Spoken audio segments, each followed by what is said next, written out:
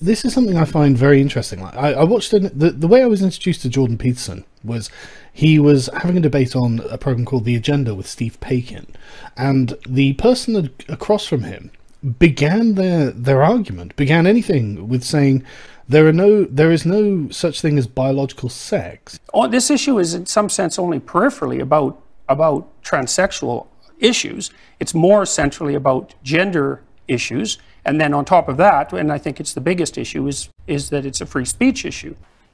It's not correct that there is such a thing as biological sex. And I'm a historian of medicine. I can unpack that for you at great length if you want, but in the interest of time, I won't. So that's a very popular misconception. Now, if he'd said biological gender, I could kind of understand what he means, because gender is a social construct that, in my opinion, is informed by biological preferences and biological necessities.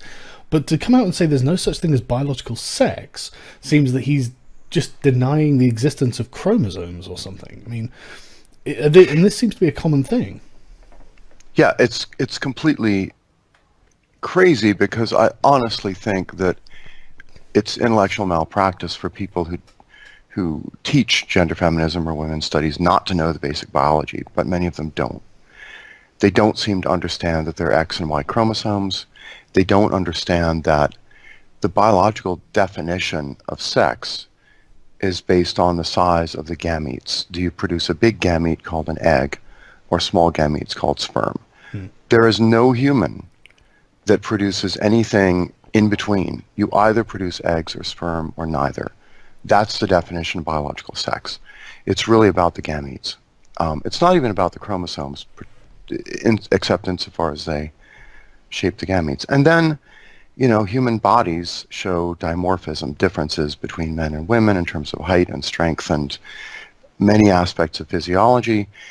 And everybody in medicine knows you have to understand those in order to do things like diagnose and prescribe and do interventions. And then when it comes to issues like clinical psychology, right, dealing with mental illness, everybody in clinical psych is taught, you know, these mental disorders have different base rates in the sexes, and the treatment needs to be a little bit different, and responses to medications need to be different. So in every domain, you know, other than the ones that the gender feminists seem most obsessed with, we kind of have to deal with biological sex differences. Infertile couples, you know, go into a clinic, have to learn a lot about gametes and sexual reproduction. And that typical couple ends up knowing more about biological sex, apparently, than the typical women's studies professor.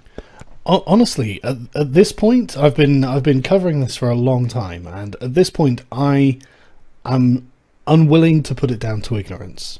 I've seen far too much that is just outright and deliberate obfuscation, and in some cases, obvious lies, where I'm not prepared to give them good faith at this point. I think that, like you said, this is entirely ideological, and they're doing it on purpose. I genuinely think they are. I mean, like, one thing that I see constantly is they will claim something like, well, look, there was a person, or there a tiny percentage of the population are born not with XY chromosomes or XX chromosomes, but XXY chromosomes, which just goes to show that there is no such thing as biological sex. This is somehow representative of a third gender or something like that. And I don't mean to sound callous, but what we're talking about is an aberration, isn't it? It's not. Yeah, it's at least a statistical rarity, but it points to selection pressures. The fact that it's extremely rare to get anybody who's anything other than XX or XY means there were selection pressures against that. Yeah. Like evolution punished you for it.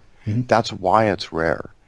If evolution didn't care, then maybe a third or half of people would be, you know, have different kind of chromosomal patterns for the sex chromosomes. But we don't see that. And I agree that the gender feminists are not operating in good faith, but I think there are two things going on. Number one, they're not totally ignorant about these things. It's just they compartmentalize, right? When they're at work, they say, It's all blank slate, it's all socially constructed, etc. But then when they go talk to their therapist or their friends about, the challenges of dating or their relationships, or talk informally about professional frustrations, of course they will stereotype just as much about the sexes as anybody else, right? It'll be like, my husband behaves this way, or my girlfriend behaves that way, or whatever it is. And so they compartmentalize. If they truly believed in the blank slate with regard to sex differences, and they took it seriously throughout all domains of life, they really couldn't function socially or sexually. No, I agree. Right? They wouldn't be able to deal with men or women appropriately.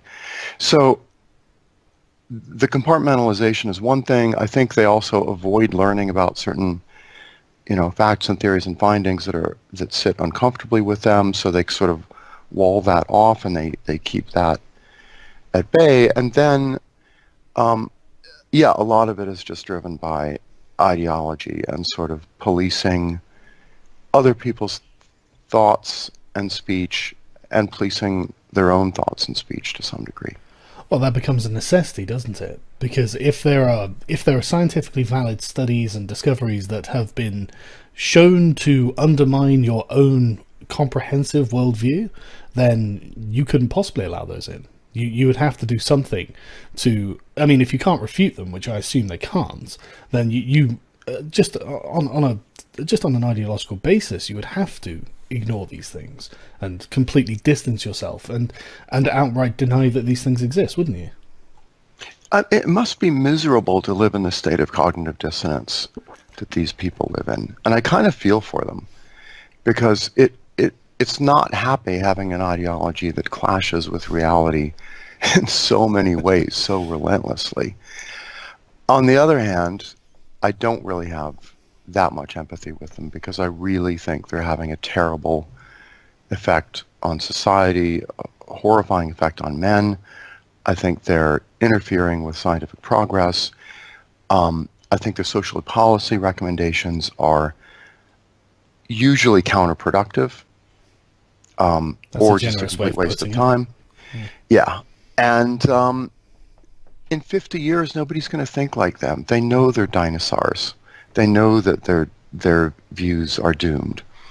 And it's sad that they're so extreme, because there are lots of things the women's studies scholarship has discovered that are really useful. For example, when I did my somewhat famous or infamous study on lap dancers 10 years ago, there wasn't very much written about sex work and lap dancing and gentlemen's clubs within mainstream psychology.